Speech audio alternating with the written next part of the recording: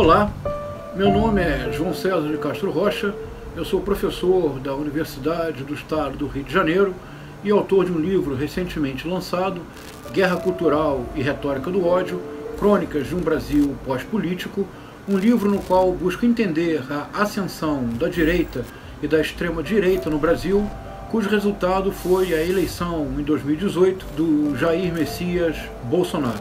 Na série que iniciamos agora, Pequena Enciclopédia do Bolsonarismo, trata-se de passar da caricatura de Jair Bolsonaro, um excêntrico deputado do baixo clero que foi tantas vezes ridicularizado em programas de televisão como o CQC, programas de auditório como o Super Pop, para a caracterização do bolsonarismo, compreendido como um fenômeno de massas que mobilizou em outubro de 2018 aproximadamente 58 milhões de eleitores. Deste modo, poderemos compreender que o seu êxito eleitoral em 2018 não se deveu a acidentes de percurso, correspondeu antes a um bem planejado projeto que o levou rumo à Estação Brasília, no posto mais alto da República Brasileira.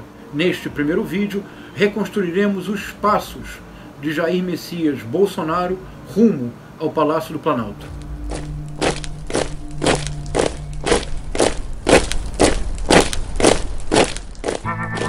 O ano-chave é 2011. Em fevereiro deste ano, elegeu-se o presidente da Câmara, o deputado do PT, Marcos Maia. No entanto, na abertura da sessão, Jair Bolsonaro fez um discurso surpreendente, apresentando-se ele mesmo como candidato à presidência da Câmara. Não tenho nada contra o candidato Marcos Maia, ele até tem muitas virtudes, mas eu acho que a questão nevrálgica para essa casa chama-se independência. Jovens parlamentares, este ano está sendo distribuído em escolas públicas do primeiro grau um kit gay, de estímulo ao homossexualismo e à promiscuidade. Quem já teve, por exemplo, acesso ao que diz o projeto do Executivo que trata da Comissão da Verdade? Na verdade, é uma comissão da mentira. Os argumentos do deputado federal eram simples. Em primeiro lugar, era importante manter a autonomia da Câmara dos Deputados. Para isso, um presidente da Câmara que não fosse do mesmo partido que estava no poder asseguraria autonomia às ações do presidente da casa. Em segundo lugar, o deputado federal Jair Messias Bolsonaro já mencionava o inexistente, embora famoso, kit gay, tema da pauta dos costumes, da ideologia do gênero, que retornou com força total na campanha de 2018, que provocou autêntico furacão eleitoral por meio de correntes de WhatsApp.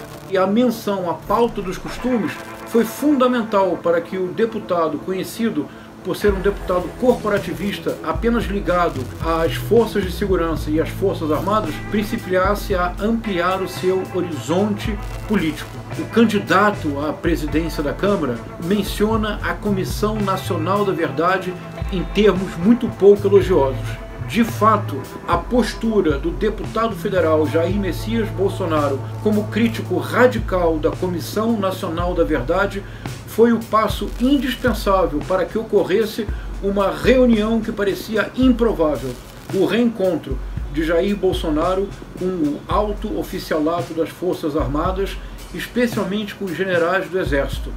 Sem esse reencontro, a candidatura de Jair Messias Bolsonaro e, sobretudo, o seu governo não seriam possíveis.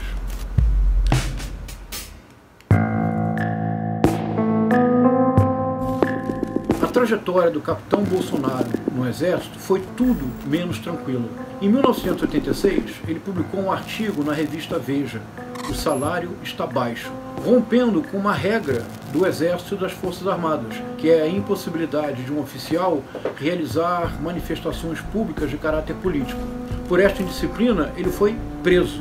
No ano seguinte, em 1987, a mesma revista Veja fez uma importante denúncia. Havia oficiais do Exército que planejavam uma série de atentados à bomba para obrigar o alto comando do Exército a aumentar os salários em aproximadamente 60%. O capitão Bolsonaro foi indicado como um dos autores do plano de atentado. Em 1987 ele foi absolvido, mas em 1988 o processo voltou ao Superior Tribunal Militar. Embora de novo absolvido, ele foi reformado porque não pôde continuar nas fileiras do Exército. Foi nesta época que ele principiou sua carreira política. Num famoso depoimento, o ex-presidente e general do Ernesto Geisel afirmou literalmente: Bolsonaro é um caso completamente fora do normal, inclusive um mau militar. A imagem do Bolsonaro como indisciplinado, rebelde, mau militar foi uma imagem tão forte que por muito tempo ele foi proibido, por exemplo, de retornar à Academia Militar das Agulhas Negras, onde ele mesmo se formou. Em vários estabelecimentos militares do Rio de Janeiro, a sua entrada era proibida para que não houvesse uma má influência para as tropas. Tudo mudou com a oposição radical do Jair Bolsonaro à Comissão Nacional da Verdade. E esse caminho começou a ser pavimentado num discurso realizado numa sessão preparatória do estabelecimento da Comissão Nacional da Verdade, reunião realizada em dezembro de 2010. Eu queria aqui torturar muitos dessa comissão. Que o instrumento da tortura que eu quero usar para muitos dessa comissão é a verdade.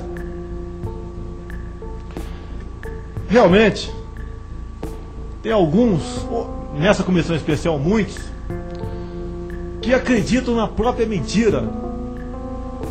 Eu não sei que doença é essa. Essa comissão não quer a verdade. Essa comissão quer a calúnia. Agora ele era visto pelos generais não mais como um capitão indisciplinado, ele era visto como um fiel deputado, ele era visto como um radical antipetista. Ele finalmente foi visto como alguém em quem se podia confiar para o futuro. Sem o apoio dos generais, Jair Messias Bolsonaro não teria chegado ao Palácio do Planalto e provavelmente teria muitas dificuldades para manter-se no poder. No seu caminho, o ano de 2014 foi particularmente importante e neste ano duas derrotas foram decisivas. Em fevereiro de 2014, o deputado Bolsonaro candidatou-se à presidência da Comissão de Direitos Humanos e Minorias, um gesto que parecia incoerente com a sua própria trajetória. Quando eu falo em pena de morte, é que uma minoria de marginais aterrorizam a maioria de pessoas decentes. Buscar a redução da maioridade penal e não defender esses marginais como se fossem excluídos da sociedade. Não são excluídos, são vagabundos. A minha comissão não vai ter espaço para defender esse tipo de minoria. Vimos que o deputado Bolsonaro pretendia, acima de tudo, descolar-se da figura do deputado corporativista unicamente interessado nas Forças Armadas e nas forças de segurança e, para tanto, precisava projetar-se como um defensor da família, como um defensor de uma pauta de costumes que foi abraçada com força pelo eleitorado evangélico. Por isso, a candidatura à Comissão de Direitos Humanos e Minorias foi tão importante. Em março de 2014, Bolsonaro tentou lançar-se candidato a pré-presidente pelo então Partido Progressista, o partido que então ele fazia parte. Ninguém levou a sério a pretensão. No fundo, nem o próprio Bolsonaro levava a sério a sua ambição em 2014 de candidatar-se à presidência. E mais uma vez, a derrota pouco importou. O que realmente interessava era a sua projeção de um candidato que no futuro poderia ser um candidato viável. No final do ano, em outubro de 2014, numa eleição muito polarizada, muito acirrada entre Dilma Rousseff e Aécio Neves, uma surpresa ocorreu no Rio de Janeiro. Pela primeira vez em sua trajetória política, Jair Messias Bolsonaro foi o deputado federal mais votado no Rio de Janeiro. Ele reelegeu-se com aproximadamente 500 mil votos. Os ventos começavam a mudar.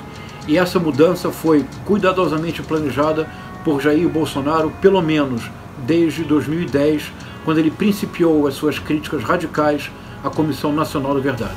Rumo à Estação Brasília, na sua reta final, o deputado federal Jair Messias Bolsonaro soube apresentar-se como um autêntico ponto de fuga de dois sentimentos que se tornaram dominantes a partir das manifestações de 2013.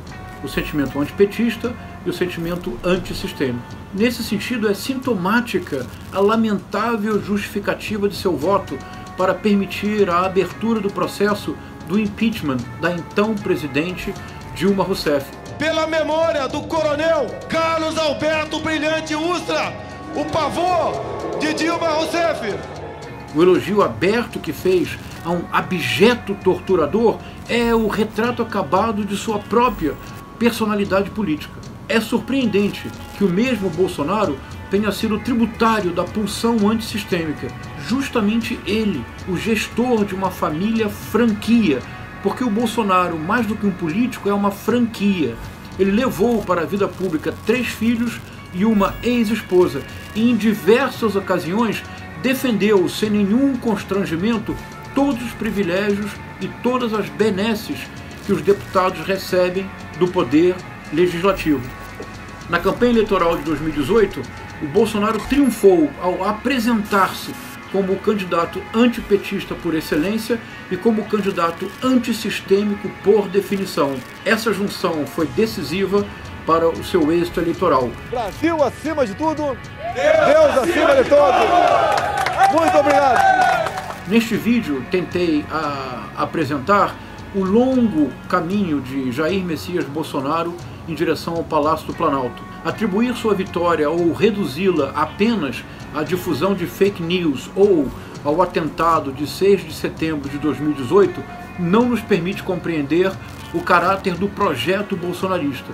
Em boa medida, a oposição no Brasil encontra-se hoje perdida e aparentemente sem rumo, precisamente porque ainda não passamos da caricatura de Jair Messias Bolsonaro à caracterização do projeto bolsonarista, do bolsonarismo como um movimento de massas. É o que tentaremos nesta série de vídeos que hoje iniciamos.